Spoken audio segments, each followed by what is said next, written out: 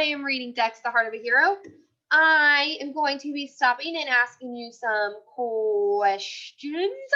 And while I'm reading, I want you to be thinking about what genre this book is, because that's what we're going to be talking about all this week, is we're going to be talking about genre.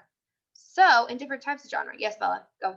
So, I want you to think about what genre this book is.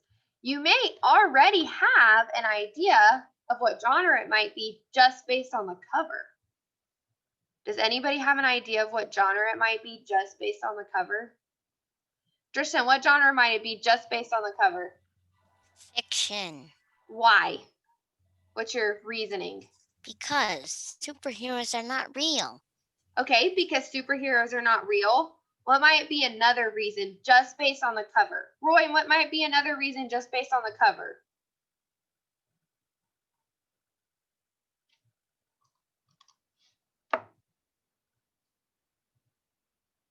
Roy, you gotta unmute. Dogs can't fly. Dogs can't fly. Good. So, right? So we have a flying dog. Make sure you're not annotating on the screen. We have the flying dog, right? And we know, right? Tristan said superheroes aren't real. Roy said dogs can't fly.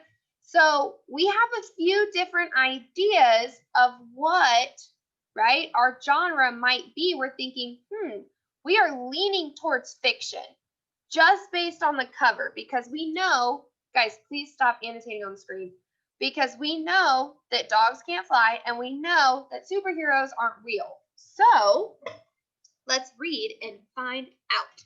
Emily, we gotta get going. You gotta read. That was an accidental annotate. There was something on the screen. It's okay. Just y'all make sure you're not annotating on the screen. So this is Dex, the Heart of a Hero.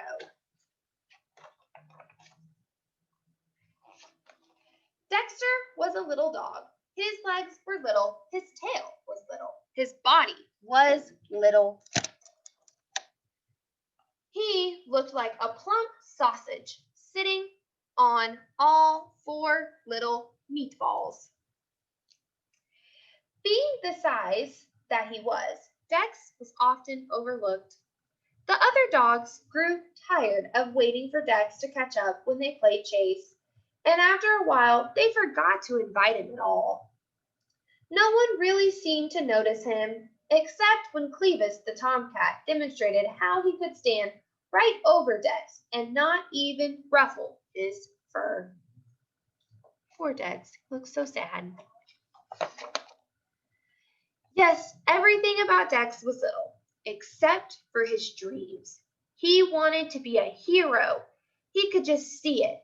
The mighty Dex flew up into the dark and starry night. But wanting and being are 2 different things. Dex lived on dreams until one day, after crawling out from under Clevis yet again, he decided there had to be more to life than gazing at the underside of a cat. There had to be more to him. If he could be a hero, he would. So Dex started training. He read every superhero comic book he could find. He watched every hero movie ever made. He went to the library. Furiously, he studied, knowing everything depended on him. Dex figured that a hero must have strong muscles. He needed exercise, and lots of it. Dex started trotting to the corner and back every morning. He hopped over every crack in the sidewalk. He struggled to climb the garbage pile up and over and down. Then up and down and then up and over and down again. All day long, he worked day after day. Even at bedtime, when he wanted to flop on the rug with his tongue hanging out, Dex forced himself to circle 5 extra times. The mighty Dex pressed on through wind and rain and storm and fatigue. What does fatigue mean? Michael, what do you think fatigue means? Fatigue means something like you're scared. No. Look at him. Fatigue means he's Hiding. Bianca, what do you think fatigue means? Trying. Not trying. Emily, what do you think fatigue means? Tired. Tired. So the mighty Dex pressed on through wind and rain and storm and tiredness. So he's pressed on through being tired. He pressed on through a lot of things. When it got easier to run to the corner and back, Dex did it again and then again. Then he dragged a sock filled with sand as he ran. Then 2 socks. When Clevis was bored and stood in the middle of the sidewalk to block his way, Dex dropped to the ground and slid right under him. He was too busy to be bothered by Clevis. Dex was tired. He was sore. He was working so hard that he almost forgot what he was working for. But one night, as he dragged himself to bed after his last set of push-ups, Dex stopped in front of the mirror and flexed. He could feel them. He could see them. Muscles. Faster than a rolling ball, stronger than the toughest rawhide, able to leap tall fences in a single bond. Now, Dex didn't take the stairs. He skimmed them. He leaped over hydrants. He vaulted up curves. He could jump over the garbage mountain without touching the top. He could run like the wind. He felt as if his legs had springs. Only one thing was missing. Finally, a small brown package arrived. Dex ripped it open. His hero suit. It was red with a shiny green cape, and it fit like a glove. Dex loved the way it felt. He loved the way it looked, and he loved the feeling he had when he put it on. He was ready. With the courage of a lion, the strength of a bear, and the heart of a hero. When Dex went out in his suit for the very first time, he looked up and down the street. He looked up the street and down. He noticed a young pup trying to cross the street. Dex sprang into action. "May I help you?" he asked. He guided the wide-eyed pup across the street and grinned as the pup stared at him with his mouth hanging open. The pup whispered, "Wow, it's Super Dog." Super Dog. Dex liked the sound of that. Of course, when Clevis saw Dex, he just had to comment, "Hey, Dex, where's the party?" And when he saw him a few days later, Clevis called out, "Look, everybody, it must be Halloween. Anybody got a treat for Dex?" Dex was so busy that he was able to ignore Clevis for the most part. The only time his face got red was when Clevis yelled, "Where'd you get that dress up?" Dex had to wonder if Clevis saw anything but the suit. Didn't he understand that the suit was just a way to let people know he was there to help? The sun gleamed off his emerald cape as Superdog raced to the rescue. There was a mouse he saved from a sewer, a purse snatcher he tackled. He fixed his neighbor's sprinkler. He found a lost kitten, pulled a rat away from a live wire, tracked down a lost wallet, put out a trash fire, and organized a neighborhood cleanup. It seemed that now, whenever anyone needed help, they turned to Dex, and Dex had never been happier. Late one evening, there was a banging at the door. When Dex answered, it seemed as if the whole neighborhood was yipping and yowling in panic. "It's Clevis!" they shouted. "He's stuck in a tree! Hurry, Dex, hurry!" Dex raised his eyebrows. It's not like Clevis to move enough to get into any trouble. In a flash, he was dressed and ready. It was clearly a desperate situation. As he got closer, Dex could see Clevis. He had been chasing a squirrel up to the top of the tree, but had slipped and was hanging by one claw from a slender branch. He was yellowing for all he was worth. "I'm slipping!" Clevis screeched. "Help me!" Dex looked desperately around for something to climb on. There were no boxes or ladders. not even any trash cans. Then Dex looked at the crowd. Oh no! Quick, everybody, Dex shouted. I've got an idea. Dex leaped onto the end of the teeter-tot facing the tree, pushing it to the ground. Everybody on the other end. 1, 2, 3.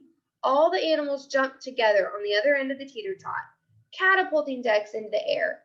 He soared over the crowd, his ears and cape streaming out behind him. The mighty Dex flew up into the dark and starry night. Dex scrambled onto the branch next to Clevis. Quickly, he pulled off his cape and tied its four corners onto the screeching cat. Jump, Dex shouted. Jump, Clevis. With an ear-piercing shriek, Clevis let go. The billowing cape caught the air and parachuted the big cat to the ground. Dex backed up and slid to the ground amidst the cheers of the crowd. Dex was bruised and tired, but he forgot his discomfort as Clevis sleepishly lumbered over, still tangled in the green cape. Thanks, Dex. You're really a hero. Super dog, super dog, super dog, super dog. Dex didn't think he could feel any better, but he did, just a little, the next day when Clevis slid up next to him and whispered, Say, Dex, could I be your partner? Dex looked the big tomcat up and down. It would take a lot of work to turn Clevis into a hero, but he could hardly wait. Sure, said Dex with a grin. Sure. With twice the brains and triple the brawn, our heroes force on, ever ready to lend a helping paw. All right, so that was Dex, the heart of a hero. All right, so after finishing the book, now are we still the same? Do you agree or disagree? Is it fiction or is it a different genre? Do you agree with what we said at the beginning that it was fiction, or do you disagree? You think maybe it's a different genre? Okay, I have a lot of thumbs up. So I think I agree too that this is fiction. So let's think about why we agree. I agree this is fiction because, why do we agree this is fiction? Why do we agree this is fiction? Dimitri, why do you agree this is fiction? I agree this is fiction because Animals don't talk. Okay, so you agree it's fiction because animals don't talk. Okay, that's very true. Why else might you agree that it's fiction? Tony, why do you agree it's fiction? I agree it's fiction because I agree it's fiction because dogs can have muscles and dogs don't.